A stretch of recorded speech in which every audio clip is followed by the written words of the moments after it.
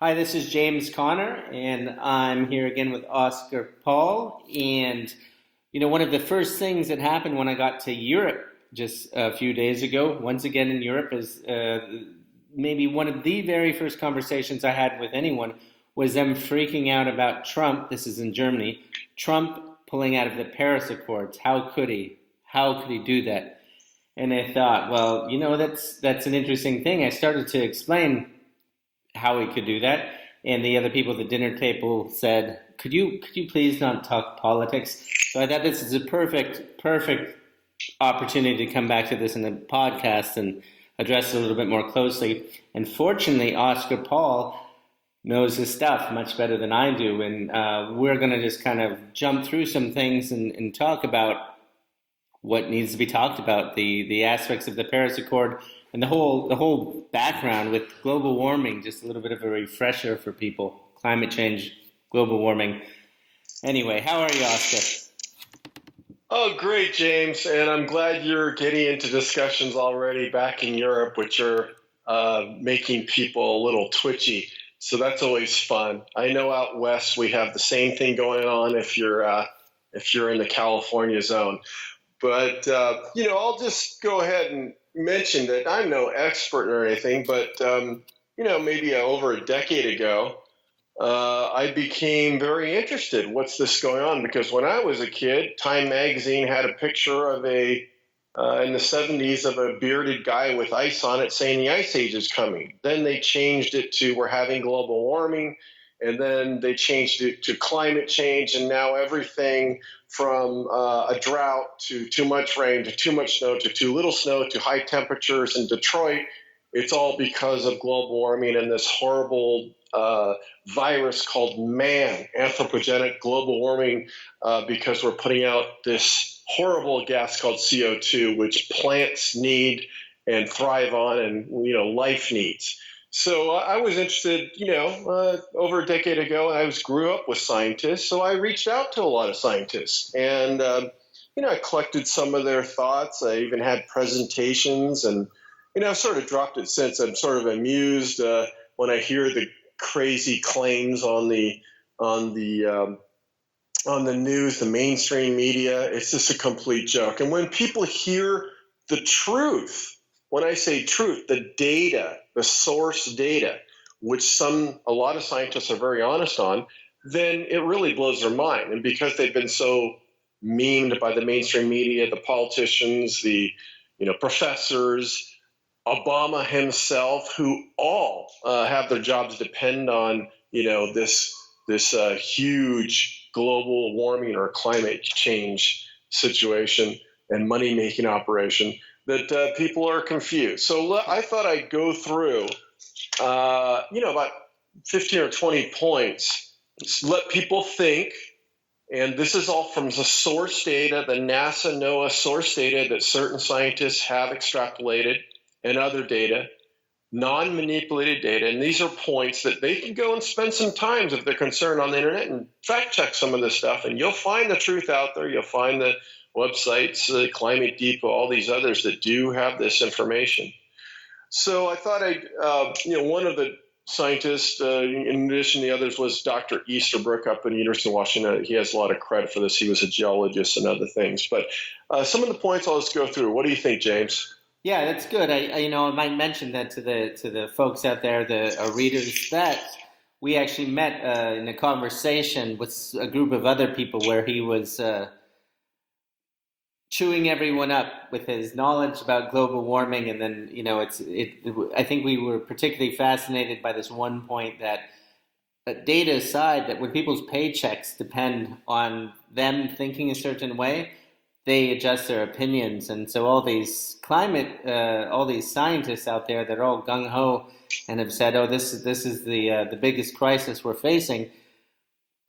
They have to think that way. I mean, they don't. It's subconscious. It's conscious. It's everything. It's just you become a card-carrying global warmer believer when your paycheck depends on it. It's human nature. It's normal. I don't even think they're bad for it, but that's just how it is. But yeah, there's a lot of data out there, and Yeah, start shooting through these points. Sure. But to add to your point, in the past, 20 years, you could not have gotten any funding as a professor, as a scientist. You couldn't even get published, really, except for a few people, if you had anything that didn't show global warming. So with that said, I mean, you basically a job dependent. I grew up with scientists. Unless you towed the line, you didn't get the funding for your project. It's well known. So let's start with the points, though. Go for it. And so the first point is global warming and global cooling are real, but it's not necessarily dependent upon CO2, anthropogenic global warming. Anthropogenic just means man-made. So that's a statement. There is global warming, there is global cooling, but it's not based on CO2. There has been global warming in this last period that we had it. It started in 1978 and it ended in 1998. So we have not had global warming for 20 years. That's why they changed the name to climate change. Get away from that. That is a provable fact from the best data from NASA satellite data. And even Der Spiegel had an article a few years ago that said that if it doesn't start warming up quickly, all of our models and everything are going to be in big trouble. This is one of the climate scientists that works with the UN. Number 3, CO2 cannot cause significant global warming by itself. And we'll get into that into point 4. CO2 makes up only 0.04% of the atmosphere and has only increased by 0.09% during the time that man has started throwing out lots more CO2 into the air. So that's such an insignificant amount. It can't possibly do anything. And the next point is why. CO2 accounts for only 3.5% of the greenhouse gases in the modeling that the UN and everybody else has shown. And what they have as the other gas, or what they're calling cause, is water vapor, which they account for 95% of the cause of the greenhouse gas warming. So really what they need to do is ban water vapor, which I'm sure everybody can understand why you can't do that. Number 6. What they want to do is they want to tax it. Yes, we'll get to that. Yes, we'll get into the whys after. But number 6 is there is no correlation between CO2 and warming. And that's been shown by honest scientists that broke out all the data, went to everything from the Greenland ice cores to the Antarctic ice cores to all of it, and they basically proven there's no correlation because we had huge increase in CO2, then decreases and passed before man, and guess what? It did not correlate with warming or cooling. Number 7, this will be a surprise to people. The Antarctic ice sheet is growing, not melting. Now there is a little part in the west which sticks out and is near some warm water currents, and it is warming. It is melting a bit, but the vast majority of Antarctic ice is not. And in fact, Antarctica is so vast and the ice is so deep, up to 15,000 feet or more, that it actually is like the Amazon. It has its own weather. It is not affected much by global temperatures because it stays cool all the time. Number 8, sea level rises have been 7 inches per century in the last century. And instead of Al Gore's claim that by 2020, the seas will have risen by 20 feet. Al Gore owns a condo in the Four Seasons, very expensive building in downtown San Francisco. I think that's about 20 feet above sea level. So even he doesn't believe his own data. Let's see, 9, snowfall has been normal throughout the world when you look at it as an aggregate. Number 10, severe storms are not more frequent, they're normal, as all the historic records have shown. There's been more hurricanes in the past, and there's been less, and all that good stuff. Number 11, and this is kind of something they're trying to throw out more, which is it's not warming because it's in the ocean, and the oceans are turning acidic. Well, guess what? The oceans are not turning acidic. There's all kinds of problems with the oceans, pollution and other things, but as far as global warming, there's not an issue. Number 12, 20%.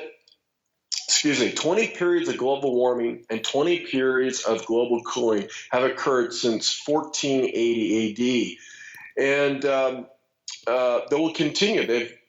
We've had this going on, global warming, global cooling, for millions of years. And they have all of this data that shows, again, through the ice cores, when it's cold, when it's warm, when it's cold, and we basically had 20 and 20 periods.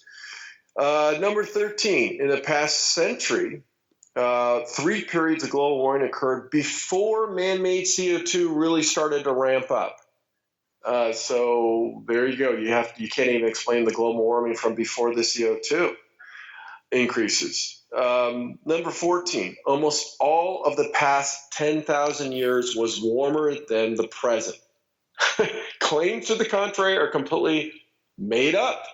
And it's amazing, but the warmest decade where they have all the warm record temperatures, the most ever in the last century, was the 1930s during the Dust Bowl and all these other things. That's when we had the warm weather. And this is important because we'll get into how the data is manipulated a little later. And the 1930s presented a major problem for these IPCC climate scientists. So what did they do? They got rid of that data.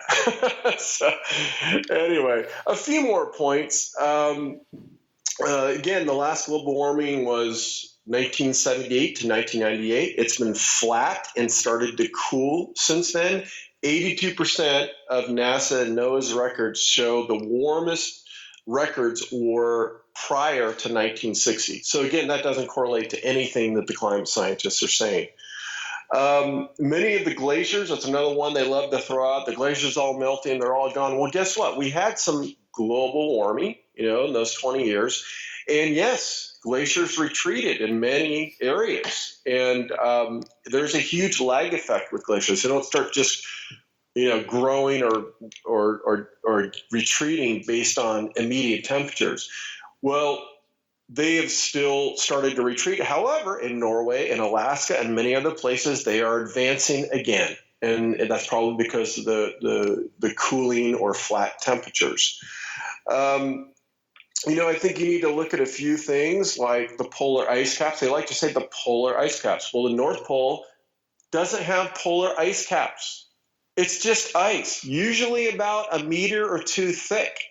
So when it melts when it warms up, and then it comes back. The first satellite data we ever had was 1977 or 8. It shows the North Pole ice almost exactly the same as it was this year. So the fact is, it really hasn't gone away. You don't hear too much about it. You also hear about the polar bears.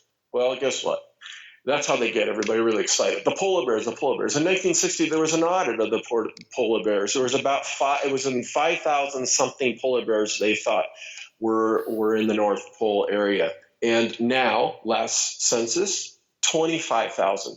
So they're growing astronomically. And guess what? Polar bears have survived the cooling, warming, no ice. They do fine, but they're thriving right now. So I just got to get into this really, really most repeated point, James, which is, 97 or 98% of scientists agree that man-made CO2, anthropogenic global warming, is the cause of global warming. Well, you hear that over and over again. Obama even said it, right?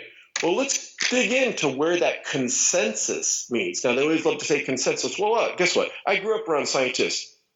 Science is not consensus. In fact, if science was consensus, then it would be a religion, which is turning to now. There would be no Isaac Newtons. There would be no people that would invent the car. There would be none of these scientific minds would have gone outside the consensus and come up with something different. So that's a complete fallacy. The statement says science is consensus. The consensus is. Get rid of that. The 97% gets into this, and James, you probably don't know this, but this is a fun one. So there was a graduate student, I believe at the University of Indiana, who polled 3,146 scientists on the question, is man-made CO2 the cause of global warming? This was done some years ago. So what they did is they didn't really like the answer. So what that graduate student did and his team is they handpicked 77 scientists. And of those 77 scientists that they handpicked, 97% of them agreed with that statement. So worldwide, that's where they get this 97% number, which is shocking. Is that shocking, James? That reminds me of this one that I always hear banning around. This is only partially related. I always hear that in Germany that 90% of Germans were in favor of a bomb, and I think like, what a complete load of garbage. It doesn't stand up to like 2 seconds of thoughtful reasoning. Who did this? It's some silly statistic that they just kind of made up, based it on some very loose, fast data, and then it just gets banding around. So yeah, 97% of the scientists I've heard that have also thought that a lot of those scientists aren't necessarily climate scientists, and I've also worked at universities and been around scientists. There's certain things you just don't say, and right now, PC demands that you do not say anything against climate change, global warming. Yeah, I mean Yeah. you can bash Christianity all you want and keep your tenured position, but if you question global warming, you're dead. Oh yeah, you did. You get moved out and all that stuff. But the funny thing is, if people were armed with that little bit of information, that's the most. The president of the United States said that 97%, the consensus. If you just came back and said, "Well, let's talk about that," that out of 3,146, they handpicked 77 of them, and 97% of those 77 scientists. That's where you get that number. Now, I took many courses of upper division statistics. I would have failed if I had presented that as one of my projects. Statistics are used, and they teach you in university how to use statistics to basically say whatever you want it to say. It's a manipulation of sorts. I mean, it can be used. It can be used for good, but it basically can be used for complete manipulation. But my professors would have just completely thrown me out of the classroom, if I come up with that. Of course, not global warming stuff. So to your point, let's just talk about some real, and you said something really good, James, that not a lot of them were scientists. Well, let's look at this. There was a Scottish survey a couple of years ago of 5,000 actual scientists asking the same question. Does anthropogenic or man-made CO2 cause global warming? 98% of them said no. Okay, here's another one for you. 3,000, I think it's 487 scientists around the world. The rules were they had to have a degree in one of the climate sciences or related sciences, like geology, some of the climate scientists things that the climate scientists are. And they had to be that. Well, they asked the same. What they did is they got together and they signed a letter and sent it to Congress. And you can see it on the internet. That's 31,500 real scientists, and said that man-made, anthropogenic CO2 does not cause global warming. So most scientists, as far as we can tell, honest ones, I would say most of them disagree. Now let's look at the IPCC, the UN. The IPCC is the Intergovernment Panel for Climate Change. So they come up with these models. There's reports every year saying, woe's us, we're going down. Florida's going to be gone. Well, the head of the IPCC was an Indian gentleman who made so much money and flies around in private jets. We can talk about that, and supported Climate Gate 1 and Climate Gate 2. Now, his scientists, 80% of them are not scientists. The people writing these reports, 80% are not scientists. And do you think you'd get a job if you didn't agree with the quote global warming? Also, the research, a huge percentage, some estimated up to 50% of their research was simply stripped from articles. One of which I remember was written in one of these mountaineering magazines where just a guy was climbing and he says, oh my God, the glaciers are going away. Well, they cited that as actual research and put it in. So this is what's going on. It's a complete farce, the science. So they have no science. They have bad research. Now, what we need to also quickly discuss real quick is Climate Gate 1 and Climate Gate 2. Climate Gate 1, University of Sheffield some of the main scientists being used for the modeling for the IPCC saying that, we're all doomed global warming. Well, someone hacked, and they hacked their email accounts and found that they completely manipulated the temperature data. They made up temperatures. They talked about areas that didn't even have readings, and they threw out a lot of the warm stuff.